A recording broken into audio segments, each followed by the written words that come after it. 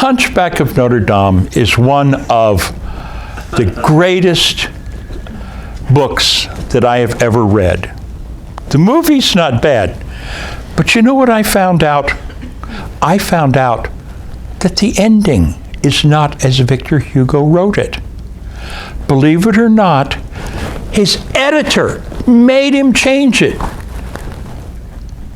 to a scenario in which poor Quasimodo starved to death, pined away on the grave of his beloved Esmeralda.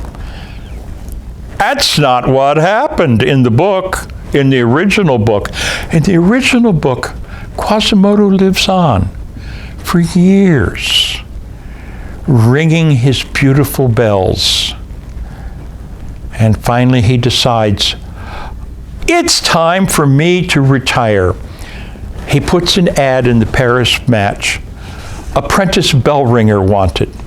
A couple of days later, there's a thud at the door. Not a knock, a thud. Quasimodo didn't hear it so much as feel it, because his hearing, like mine, was a little suspect. He opens the door, and here is a tall, lanky, armless Frenchman who introduces himself as Jacques and explains that he was born without arms, but he needs a job. Quasimodo says, you can't ring a bell. You don't have any arms to pull the ropes with. Let me show you. They go in where the ropes are hanging down, and Jacques grabs the rope in his teeth and goes like this. Of course, nothing happened. Those bells are just monstrous, huge. Quasimodo says, see, I told you. No, monsieur, let us go up into the belfry itself, and I'll show you I can ring these bells. 277 steps up to the belfry. And Jacques goes over to the bell and face first into the bell. It doesn't even move, let alone ring. Quasimodo is beside himself. Monsieur, you're going to hurt yourself. You must stop now. No, let me try again. And he makes a running leap, and he hits the bell face first, and there's a dull bung. Quasimodo said, that's it. You must leave. And Jacques says, if I cannot have this job, I am ending it all. And he leaps out of the bell tower to his death, narrowly missing a little schoolgirl named Madeline. But that's another story. And I just threw that in for the heck of it. Quasimodo goes down the circular staircase, 277 steps, and rushes out onto the stairs. There are two gendarmes leaning over, looking at this poor, broken body. Quasimodo says, it was terrible. He jumped out right in front of me. The gendarme looked up and said, Quasimodo, do you know this man? I said, well, no, his face doesn't ring a bell. But that's not the end of it. I love these two-part stories. That's not the end of the story. In the end of the story, a couple days later, there's another at the door. It's Jean, Jacques' brother. And I could go through the whole rigmarole, but the same thing happened. Jean leaps to his death out of the bell tower. The gendarme turns to Quasimodo and says, do you know this one? I said, no, but he is a dead ringer for his brother.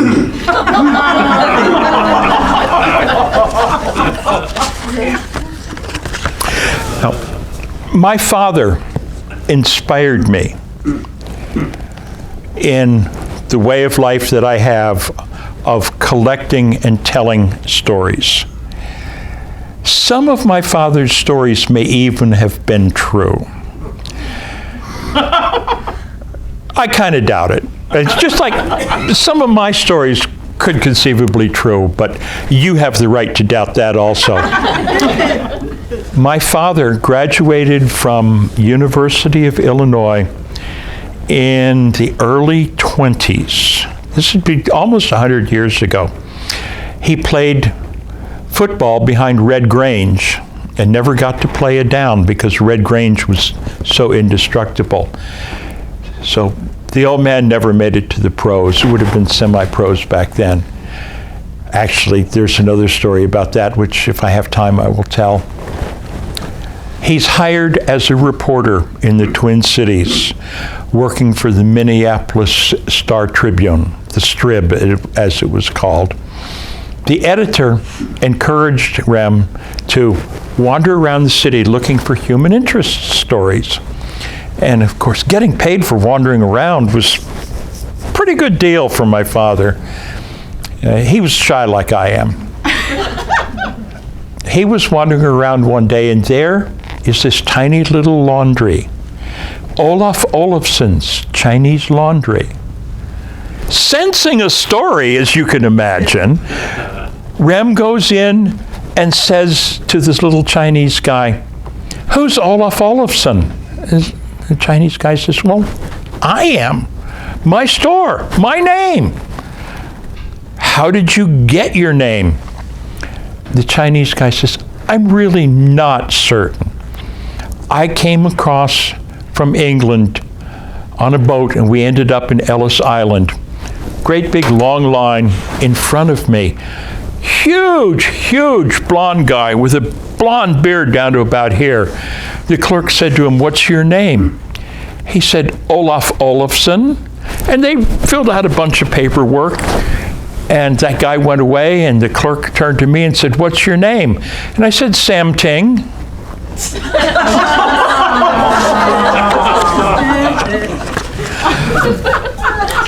Isaac Walton wrote a book called The Complete Angler. Isaac Walton was the fisherman's fisherman. What many people don't know about him is that he developed the artificial spinning type lure. It came about in a kind of a strange way. His son gave him a chess set. Little metal gold, little metal silver. And he looked at those and thought, they're nice and shiny. I'll bet if I trailed those through the water, it would attract fish. So he started to experiment, and he put on different kind of hooks, and he put on different placement points for the line. And what he discovered was that the little pawns were the best for catching fish, which led Walt Disney to the song, "When you fish, a pawn's a star."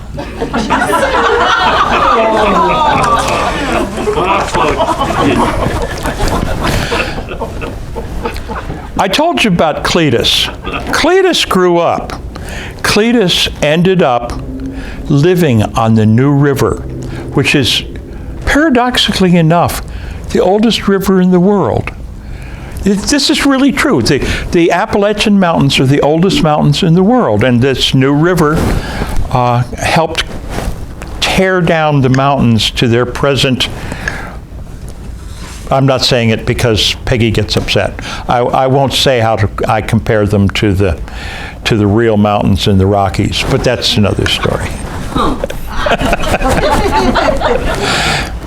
Cletus lived on one side. Over on the other side was Clarence. Cletus and Clarence, for no known reason, hated one another, despised, loathed, abominated, detested. And that's just getting started. The river was wide. The river was swift. All they could do was hurl insults at one another. It was too far to throw rocks. Every once in a while, one of them would bring out a shotgun, but it's far enough away, nobody really got hurt. Cletus, after a day of yelling at Clarence, goes back home and says to S.E. May, if I could get across that river, I'd take an axe handle to that Clarence guy and I'd beat him to a pulp. Essie May, who may not have liked Cletus all that much, if you listen to the rest of this story, said, well, there's a new bridge. It's 2 miles downriver. New bridge? Yeah, you can drive down there, go across the bridge, and get up to Cletus's in what, 10 minutes? And you could take an axe handle to him and beat him half to death. I think she wanted him to get beaten half to death, but that's another story.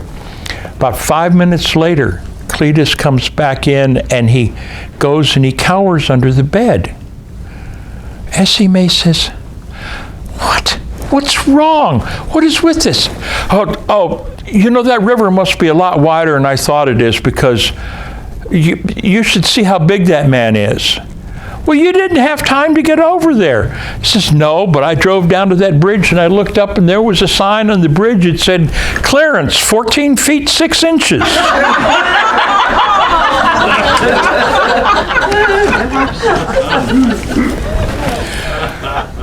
Fred and Louise had been married for about, 12 years, and they had a little daughter, Joanna. Louise was puzzled. Joanna didn't really look like either one of them. So they got these new genetic test things. Have you seen them? You spit into a tube and you send it off and it gives you a genetic profile. So she did that for all 3 of them. Got the results back.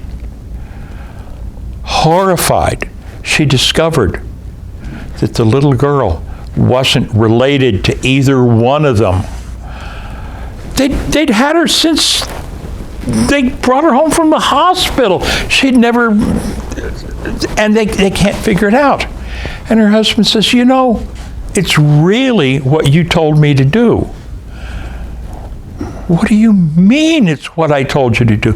Yeah, we brought the baby out to the car the day we came home from the hospital with her, and you sat down in the passenger seat and I handed you the baby and you said, oh, her diaper. Take her back in the hospital and change her. So I did.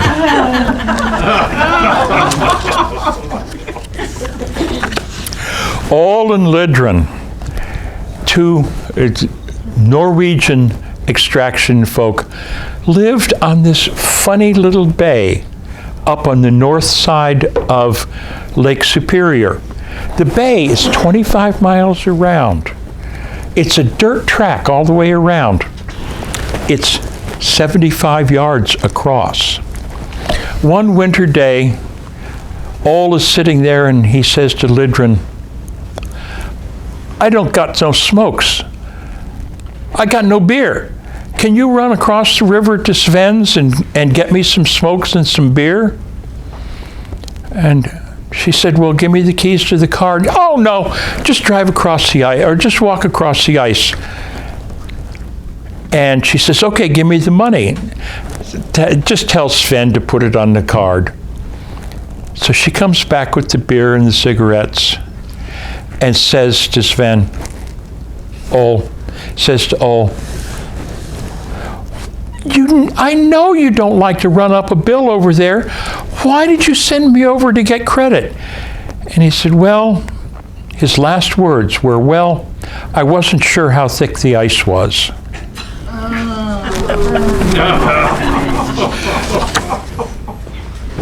One more, okay? She's trying to stop me. I'm on a roll. Everybody remembers disco. Some people apparently even liked it. At one time, there were over 200 disco bars in New York City. The foremost, of course, being Studio 54. They're all gone except one, Studio 45. It's hanging on. It's hanging on. The owner decided he was going to get rid of it. So rather than sell it, he had a lottery. $100 a ticket, 5,000 tickets. $500,000 in his pocket, and somebody gets this disco, which is probably not the kind of business you really want to run in today's musical environment. I bought a ticket because I knew it would win. I knew. I bought that ticket and I wrote National Organization of Women as the owner of the ticket, and I sent it in. And I know that God is going to make that ticket the winner. Because can you imagine this great big barrel with all these tickets? The guy reaches in, looks at the ticket and says, "Now is the winner of our discotheque."